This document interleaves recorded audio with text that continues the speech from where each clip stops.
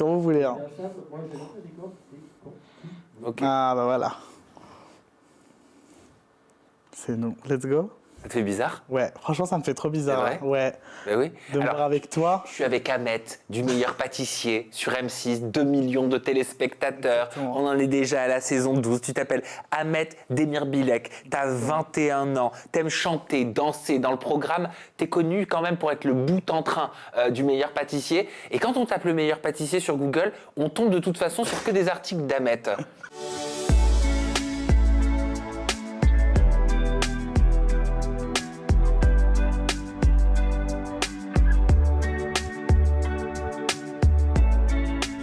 Nouvelle vie pour toi, tout ça, Ahmet. Franchement, vraiment, c'est une toute nouvelle vie.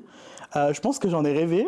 Et du jour au lendemain, entre guillemets, de passer de l'ombre à la lumière comme ça, c'est incroyable. Oui, parce que tu as commencé, mais on va s'intéresser à toute ta vie, bien évidemment, ça s'appelle En toute intimité, mais tu as commencé à pâtisser à l'âge de 9 ans, tu as 21 ans, tu es un petit bébé, tu te retrouves sur M6 devant 2 millions de téléspectateurs. Tu me disais, là, il y a à peine 30 secondes, Ahmet me disait, mais je réalise pas, là, en fait, ça va trop vite.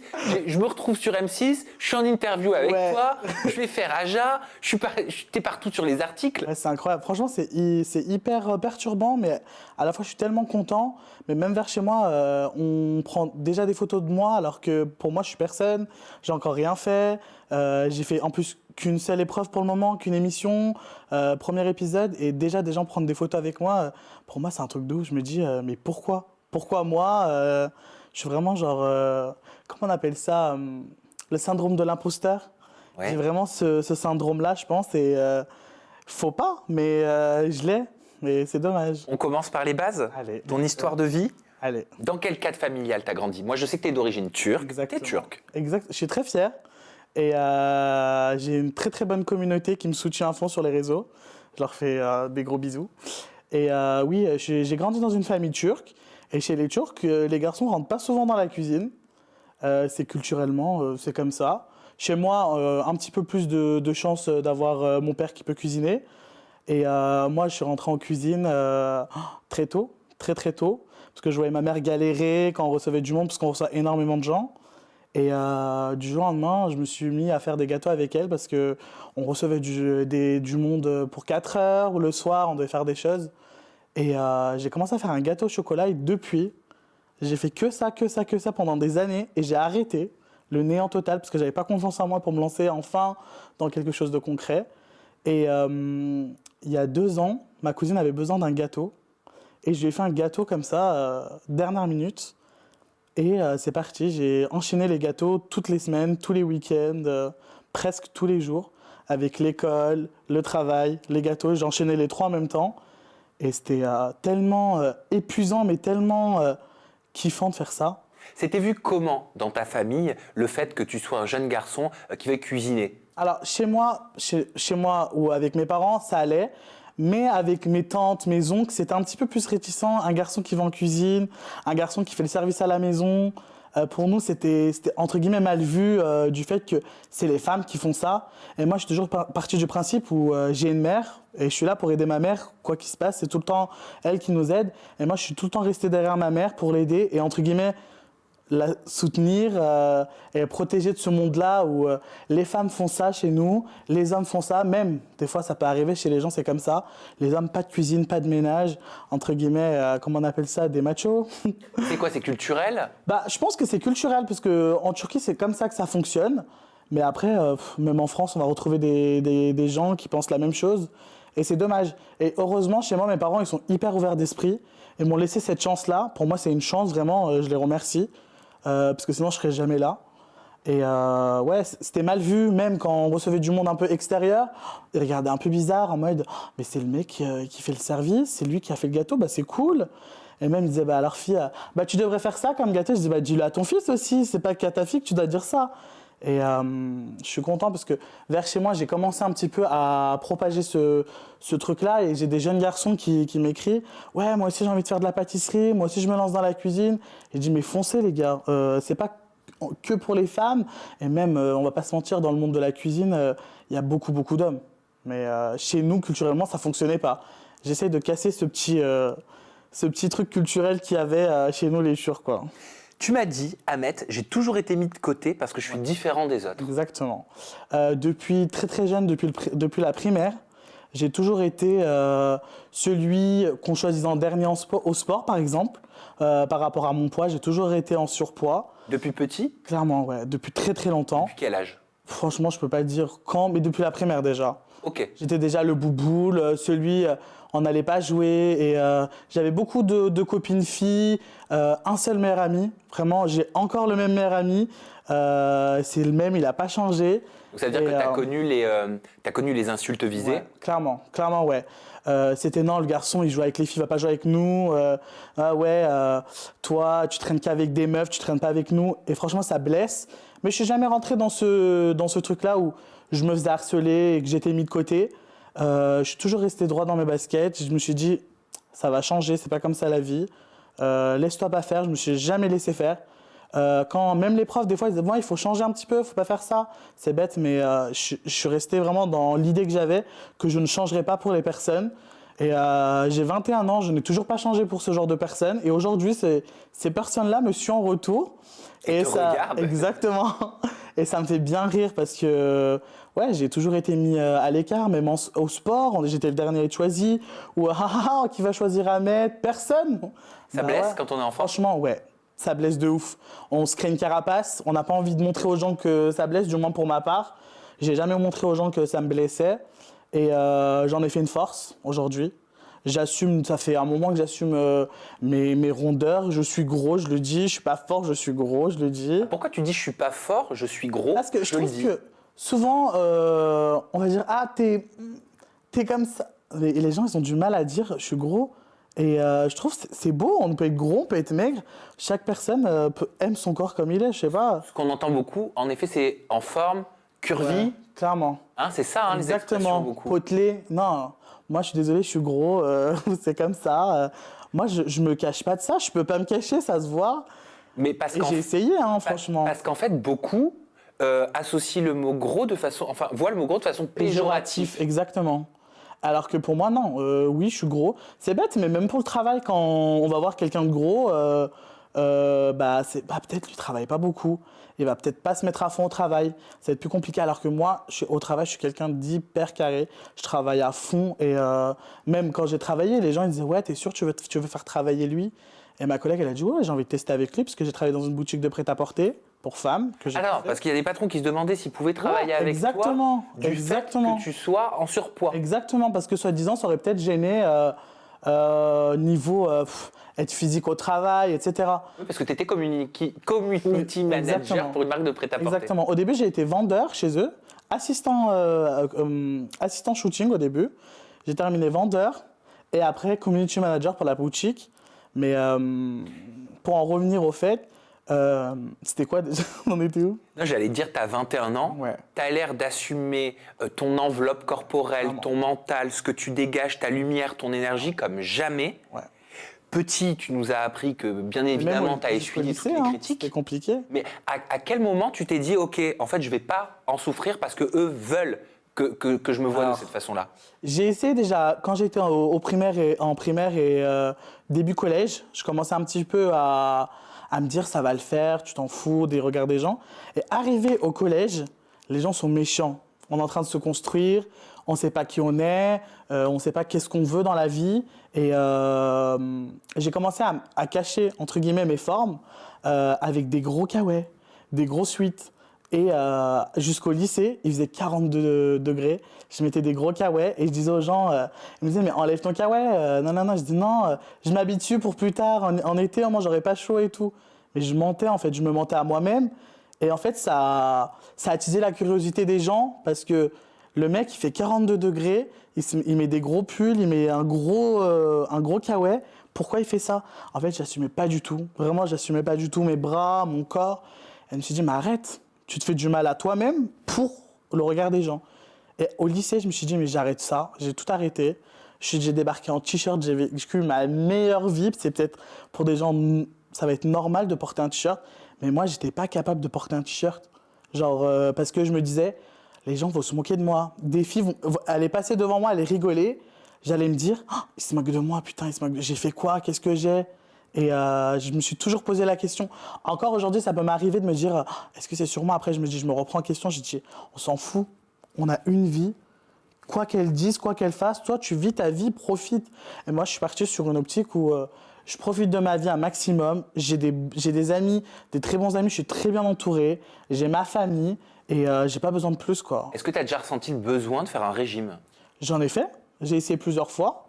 Je vais pas mentir, c'est surtout pour moi-même. Pour être mieux dans ma peau physiquement, pas pour montrer aux gens que je peux maigrir ou quoi, c'est surtout pour moi-même.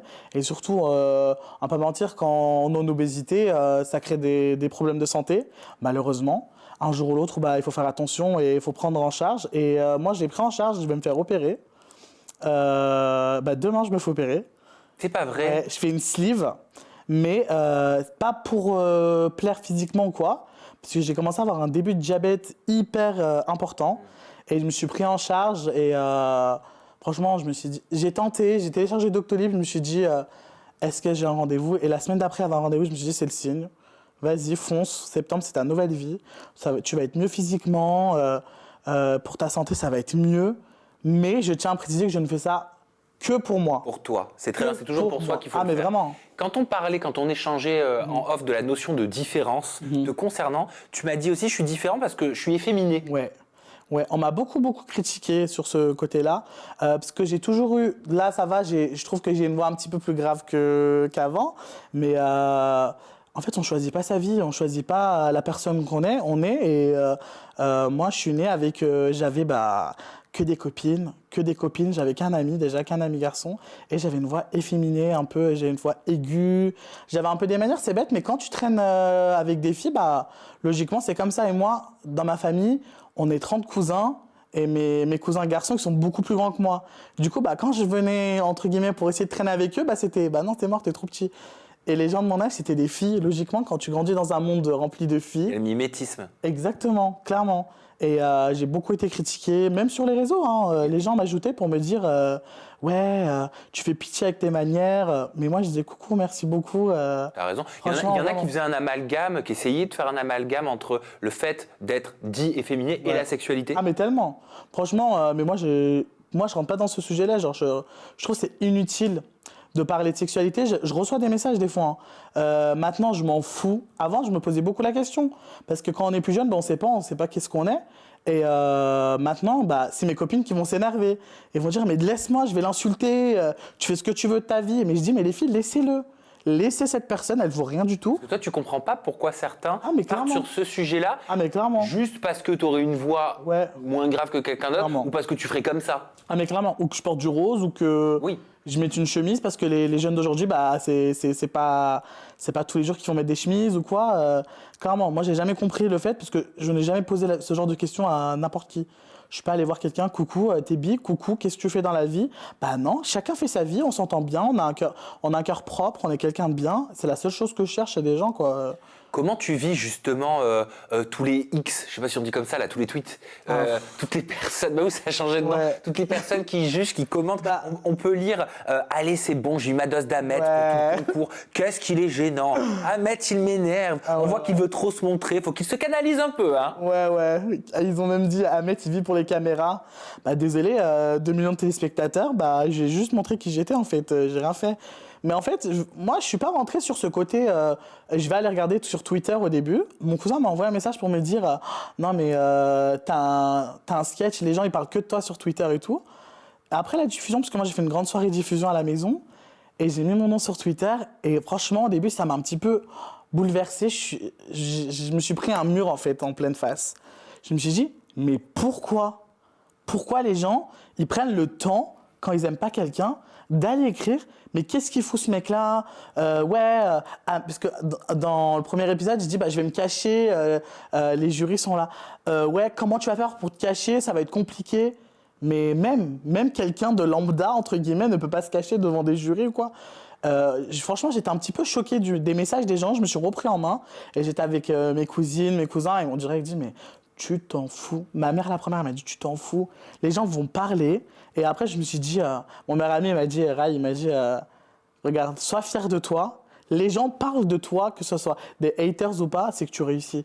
Et là, je me suis pris un peu en main. Je me suis dit, c'est vrai que, En fait, si on veut réussir, il y a des gens qui vont pas plaire. Parce que plaire à tout le monde, c'est plaire à personne au final. Et j'ai pas envie de plaire à tout le monde, être quelqu'un genre lambda. Moi, je suis qui? Je suis Ahmed Demir Bilek, je suis une personne à part entière. J'ai pas envie d'être comme tout le monde. Et Est-ce que tu as toujours voulu être pâtissier? oui. Depuis 9 ans, pas tout le temps, depuis, à partir de mes 9 ans, quoi, quand je me suis mis à fond avec ma mère sur les gâteaux. Mais ouais, surtout ces dernières années, quand je me suis mis vraiment, vraiment à fond. Tu connais Cédric Grolet? Bien sûr. Alors, Bien sûr. Cédric Grolet a dit, pour faire une carrière, sous-entendu dans la pâtisserie, il faut mettre tout de côté de sa vie. Ouais, c'est vrai. Est-ce que tu partages cet avis? Est-ce que tu es prêt à faire cette Je suis concession? d'accord, parce que mes copines peuvent le dire. Des fois, on va faire des soirées ou même sortir. Et ben, je vais dire, désolé les filles, ce soir j'ai des gâteaux à faire. Oh non, tu nous fais chier, s'il te plaît. Non, des fois, il faut prendre le temps. Il y a des nuits où je dors pas. Le lendemain, je me réveille très très tôt. Des fois, je fais le malin parce que je suis jeune, j'ai 21 ans. Je peux profiter de pas trop dormir et pouvoir assumer le lendemain. Je prends un Doliprane, un café, c'est bon. Mais je suis d'accord qu'il faut mettre un peu sa vie de côté pour se mettre à fond dans les gâteaux. Et toi, tes pâtisseries, est-ce qu'elles coûteront aussi à l'unité 17 €? En fait, je vais pas te mentir, moi j'aimerais bien faire mon salon de thé. Du coup, faire profiter un peu tout le monde et avoir des prix raisonnables parce que moi, j'ai pas grandi dans le luxe, j'ai pas eu cette chance-là. C'est élevé pour toi 17 €, pour prendre en exemple une pâtisserie de Cédric Grolet qui, soit dit en passant, a l'air divinement bonne. Je trouve que c'est cher quand même. 17 €, mais après, si c'est du bon travail, je peux rien dire, j'ai jamais goûté encore. J'ai pas eu cette chance-là, à Lyon, on n'a pas ça. Mais après, oui, pourquoi pas. Après, c'est la marque, on achète la marque, on va pas se mentir. Et après, il y a du travail derrière, quoi. Oui, donc toi, tu as envie d'avoir un salon de thé, peut-être un peu comme l'hôtel Mafouf. Ouais, ah, Léna. Ah bah je sais. Léna, je suis un gros fan de Léna. Pourquoi tu as tant d'admiration pour Léna Situation? Pour deux choses. Franchement, c'est une businesswoman de ouf. Et moi, j'ai 21 ans et j'ai envie de réussir ma vie et de faire quelque chose de ma vie, pas terminer. Désolé, hein, mais j'ai pas envie de vivre ma vie pour un SMIC. C'est dommage. Il y a beaucoup qui vivent, mes parents les premiers, hein, ils vivent pour ça. Et je les vois galère, je vois qu'ils galèrent pour nous. Et quand je vois Léna, la meuf qui sort des trucs de ouf, elle travaille avec des grandes marques maintenant, elle a commencé de rien comme moi. Elle a galère, elle a travaillé, elle faisait 5 travails en même temps, dis-toi. Et pour se payer ses études aux States, la meuf, elle a fait 5 trucs en même temps. Et aujourd'hui, c'est la reine d'Instagram, c'est la reine du YouTube game. Et elle a réussi. Première chose, c'est parce que, comme j'ai dit, c'est une businesswoman. Et secondo, c'est parce que elle dégage elle est solaire. Elle dégage le côté plus égale plus. Et moi, ma mère, elle m'a toujours appris, reste sympa, t'auras que du bon dans ta vie.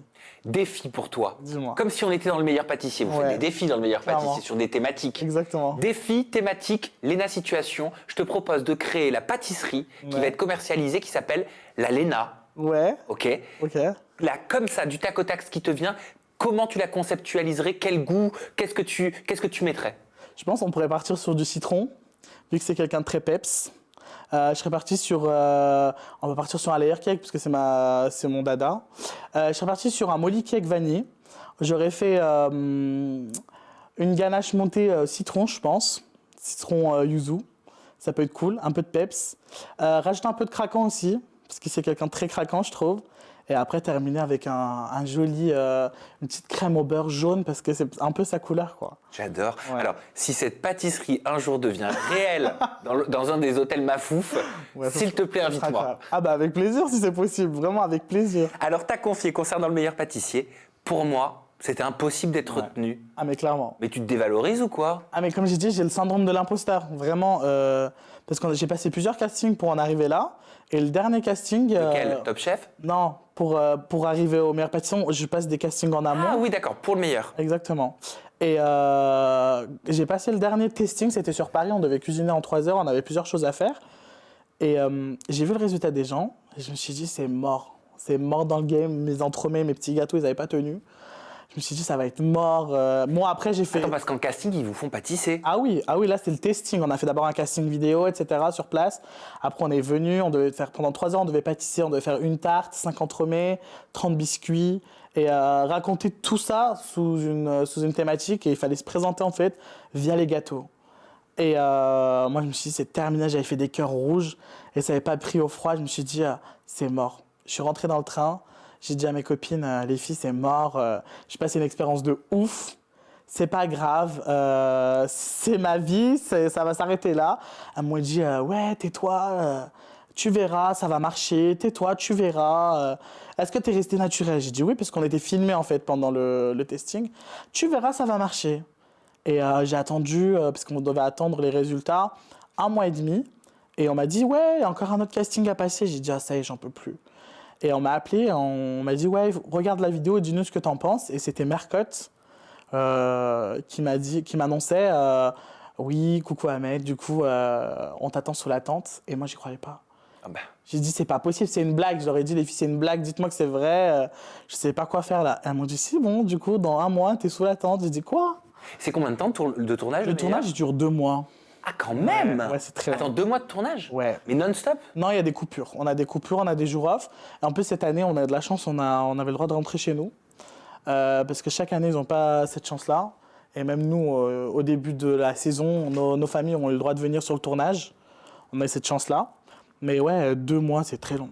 Ils vous défraient, vous êtes payé? Ouais, heureusement, ouais, hôtel, transport, nourriture, tout est pris en charge. Et est-ce qu'il y a un salaire du fait que ça vous mobilise 2 mois? Pas du tout. Pas du tout. Ça, ils nous préparent parce qu'en fait, vu que c'est un concours, on est là, entre guillemets, pour gagner un prix. On est sous forme de concours, on n'est pas... Oui, en gros, tu viens pas pour l'argent, tu viens parce que tu veux le titre et montrer le meilleur de toi-même. Exactement. Non, mais déjà, on est arrivé sur le tournage et même pour les premiers éliminés, hein, désolé, ça me fait de la peine. Les premiers qui sont éliminés, Richard et Lilou, ils sont partis, ils sont tristes. Mais déjà, arrivé sous la tente, il y a 15 000 candidatures, et 16 personnes sont sélectionnées. Je pense que c'est déjà un truc de ouf. Vraiment, c'est un truc de ouf. Alors c'est marrant parce qu'il y a 2 écoles sur les réseaux sociaux. Oui. Il y a ceux qui disent, comme le journal des femmes, il semblerait que chaque année les candidats du meilleur pâtissier soient quasi identiques. Ouais. Je ne sais pas si tu l'as lu. Et d'autres qui disent au contraire qu'il y a de la diversité, notamment avec Clémence qui est atteinte de nanisme. Exactement, je l'adore. Avec la production d'ailleurs qui s'est adaptée également à elle. On va pouvoir en parler parce que c'est intéressant de parler de la notion de diversité. Toi, tu le décrirais comment ce casting de la saison 12? Moi, je trouve que par rapport à l'année dernière, c'est rien à voir. Vraiment, je connais les candidats de l'année dernière. Par exemple, je me base sur l'année dernière. Hein. J'ai pas regardé les 12 saisons, je vais pas te mentir.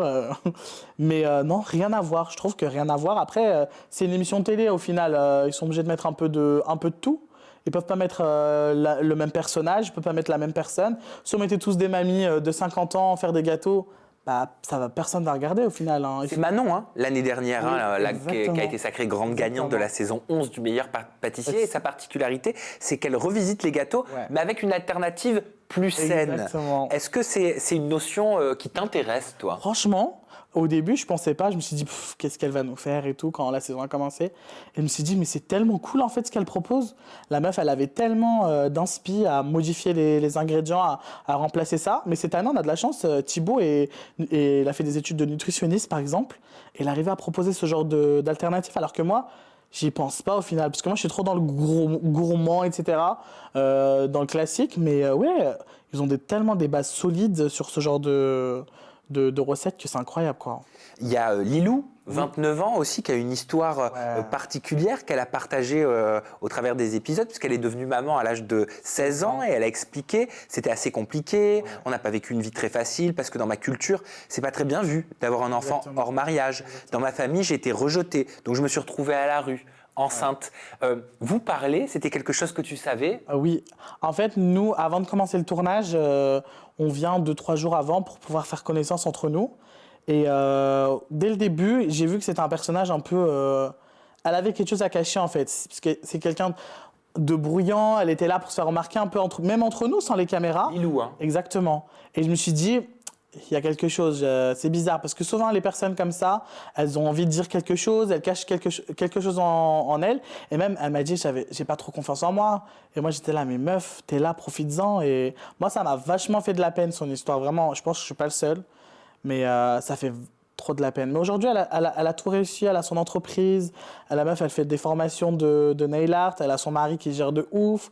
Sa fille trop mignonne, j'ai eu la chance de les rencontrer. Et franchement, une mère, vraiment, c'est une crème. Vraiment, c'est une crème. On parlait de diversité. Bah justement, Clémence, atteinte de nanisme, qui a eu la possibilité donc, de travailler sur un plan de travail plus bas que ses concurrents.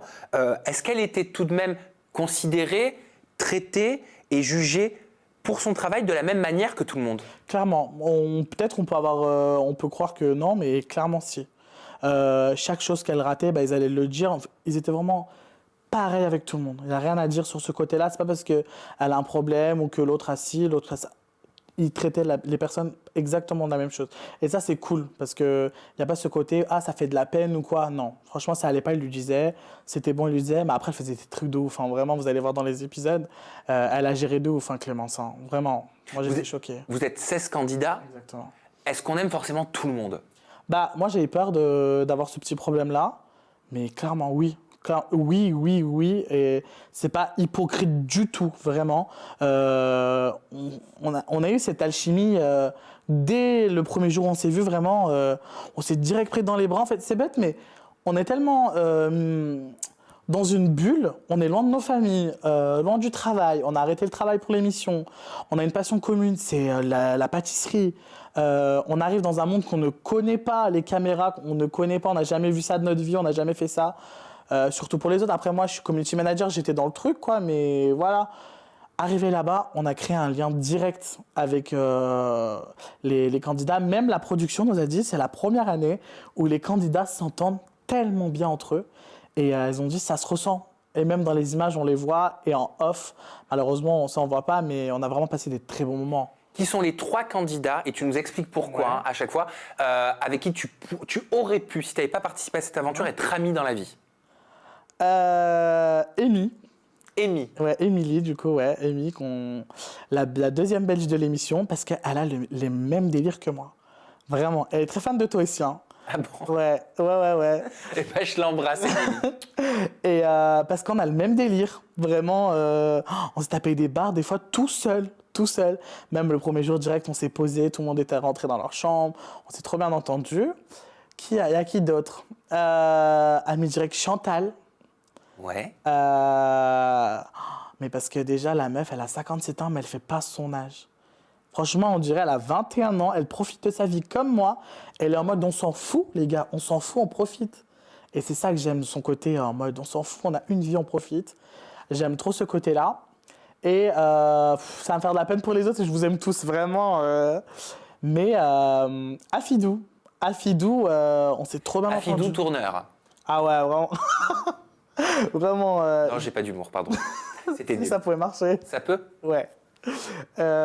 Hyper sympa aussi, vraiment pareil que moi. Et c'est un grand fou.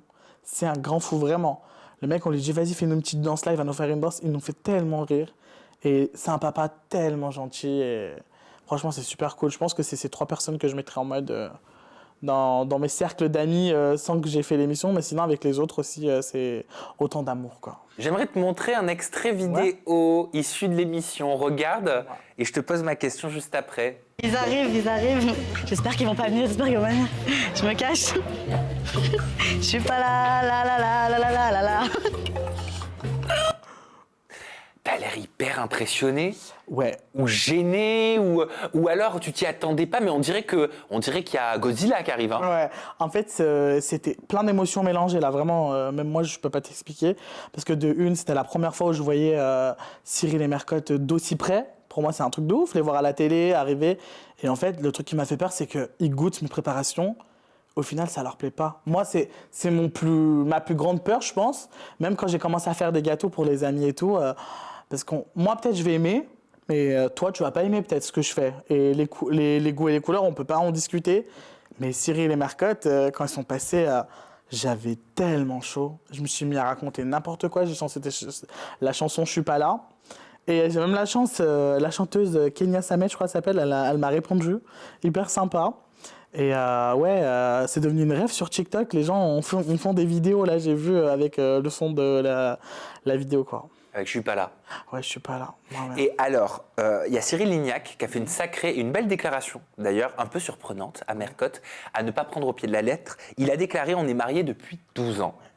Parce qu'il y a une véritable alchimie entre Mercotte et Cyril Lignac. Est-ce que toi, tu la sentais pendant le tournage? Ouais. Franchement, ouais. Moi, je me suis dit peut-être c'est pour la télé qu'ils font ça ou quoi, parce que quand on est à la maison, on se dit, ils abusent et tout. Mais même en off, ils allaient bras dessus, bras dessous. Ils allaient, alors ma mercotte, comment ça va? Des câlins, hyper drôles ensemble. Ils se font des bisous, super sympa. Vraiment comme si c'était sa maman ou sa copine. Tu penses que le succès de l'émission, il leur est dû en grande partie? Ouais, je pense. Parce que si Cyril et Mercotte ne sont pas là, il n'y a pas d'émission. Si on remplace même Mercotte par quelqu'un d'autre, l'émission ne fonctionne pas. Cyril nous a même dit, Mercotte part, j'arrête. J'arrête tout, quoi. Et alors, qui est le plus exigeant du tac au tac? Franchement, Mercotte. Elle est dure, hein, parfois. Hein. Ouais, en fait, à la télé, on dirait qu'elle est beaucoup trop dure, mais elle est très sympa au final, mais c'est vrai qu'elle est dure au final. Hein. Bah, en fait, elle sait quel gâteau doit ressembler à quoi et quel goût il doit avoir. En fait, et si c'est pas ça, presque c'est je mange pas. Ouais, clairement. Et même parce que Cyril, il aime bien les trucs un peu, tout ce qui va être gras, sucré, ce que je fais, quoi. Alors que Mercotte, faut pas mettre de sucre. Moi, j'ai appris à diminuer le sucre grâce à elle, hein, vraiment, vous allez voir. Qui est le plus gourmand? Ah bah Cyril. Ah mais Cyril direct. Vraiment, Mercotte, elle fait du sport tous les matins en plus, hein. Elle fait hyper attention à sa forme, hein, Mercotte. Hein. Tous les matins, elle va faire son petit running au château. Elle fait hyper attention. Hein. Eh ben justement, je coupe mon petit qui est le plus par une question. Comment vous faites dans l'émission pour pas prendre trop de poids pendant le tournage? Pour rester stable, quoi. Parce que vous goûtez beaucoup, vous mangez beaucoup. Ouais. Après, en off, il y en a beaucoup qui font du sport, pas moi, bien sûr. On avait une équipe de sportifs, on avait Fanny, Bertrand, Thibaut et Amy. Et moi, j'allais faire des petites balades avec Monique, Christelle. On allait se balader au bord du lac. Hein. Rien de ouf, on allait donner à manger aux petits canards. Alors qu'eux, ils faisaient des séances de malades, vraiment. C'était sportif de ouf. Ouais, mais moi, pas du tout. Allez, on poursuit notre qui est le plus. Qui donne le plus de conseils entre Mercotte et Cyril? Mercotte, franchement, même en off, elle va nous donner des conseils. En fait, elle est déjà beaucoup plus accessible, je pense, c'est bête, mais par rapport à la notoriété qu'elle a. Et en plus, Cyril, quand on a commencé le tournage, il était en train d'ouvrir son restaurant. Du coup, il était un petit peu plus occupé, il avait des coups de fil à passer, etc. Mais sinon, les deux vont nous donner des conseils, mais Mercotte, un petit peu plus. Est-ce qu'il y en a un qui est plus sensible que l'autre? Non, je pense pas. Franchement, les deux, c'est pareil. Et enfin, qui porte le plus la culotte? Mercotte. Je pense que c'est Mercotte. Pour quelle raison? Parce qu'elle a le dernier mot souvent. C'est la mamie, elle lève le doigt, c'est terminé. Hein. Et alors, comment ça s'est passé avec l'animatrice, Marie Portolano? Franchement, gros coup de cœur. Vraiment, je pensais pas que j'allais m'attacher à Marie.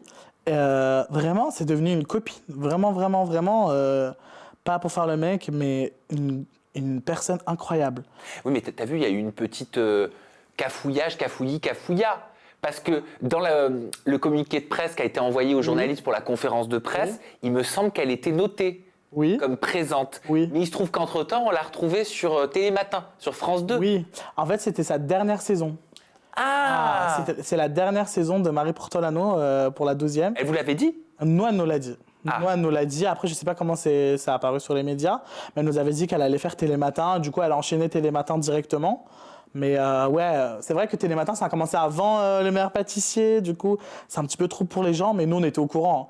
Mais sinon, pour de vrai, c'est un amour, cette fille. Et elle nous mettait tellement à l'aise pendant l'émission, pour ceux qui stressaient surtout.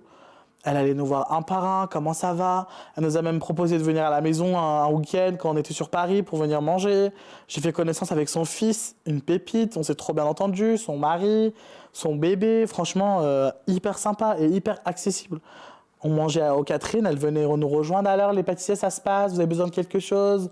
Elle nous a même offert avec son fils plein de gâteaux, plein de chocolat, plein de bonbons. Franchement, un sucre. Est-ce que ça lui va bien pour toi, Télématin? Oui, parce que Marie Portolano, au final, elle est journaliste de base, alors qu'elle n'est pas animatrice de base. Et je pense qu'elle était contente d'aller sur Télématin. C'est peut-être plus mûrissant pour elle, je ne sais pas comment on peut l'interpréter, mais c'est peut-être mieux pour elle de changer, de sortir de ce côté-là. Et elle mangeait pas beaucoup de gâteaux, elle faisait hyper attention à la ligne, alors ça va peut-être la sauver. Genre. D'ailleurs, dans une émission de Télématin, Marie Portolano a dit, alors déjà, lors d'une rubrique, première chose, ne croyez pas les influenceurs, arrêtez d'acheter les produits dont ils font la publicité parce que c'est toujours une catastrophe. Est-ce que tu la reconnais dans le fait qu'elle soit, qu'elle tape du poing sur la table oui, franchement, ouais. C'est dommage parce qu'on ne le voit pas beaucoup à la télé. On la voit de temps en temps quand elle va nous annoncer les épreuves, mais c'est vrai elle a beaucoup de choses à raconter et c'est agréable parce qu'elle est vraiment franche. Des fois même, on était là en tournage et qu'il fallait pas faire de bruit, j'allais faire du bruit, elle allait me lâcher un « Bon, tu la fermes, ça y est !» mais en rigolant. Et moi, j'aimais trop son côté hyper naturel parce qu'elle faisait pas semblant ou elle était pas là que pour le travail. Elle kiffait ça. Genre, elle venait nous voir avant, après, ça c'était cool quoi. Et qui tu verrais à la présentation s'il y a saison 13? Oh là, c'est un... Je sais pas du tout. Karine Ferry. Je sais pas du tout. Ah, Karine Ferry. Ouais, pourquoi pas. Je vois pas. T'aimes bien Karine Ferry? Ouais, j'aime bien, ouais. Bah pourquoi pas moi? Pourquoi il me propose pas? Je vais dire à Marie, à M6 de me mettre en tant que présentateur. Non, je sais pas du tout sinon. Ahmet, qu'est-ce que je peux te souhaiter avec ma communauté pour la suite? Ah franchement, que du bonheur. Du bonheur. Ça bien sûr. Et de la réussite. Mais un peu plus concret, un peu plus concret. Bah, franchement, concret, tu veux quoi? Bah de la réussite. De la réussite dans ce que je fais, dans les projets que j'essaie d'aboutir. Et de me donner de la force, quoi. Eh bah allez, on te donne de la force. On est tous là pour te donner de la force. Et merci en tout cas pour ton sourire, pour ton énergie, pour ta bonne humeur, pour ton dynamisme. Il y a quelque chose qui s'émane de toi. Ah, merci. Tu as une énergie qui se voit. Oh, merci. Ah non, mais non, il n'y a pas de merci. C'est vrai. Ah non, mais ça me fait plaisir, vraiment. C'est vrai, sincèrement.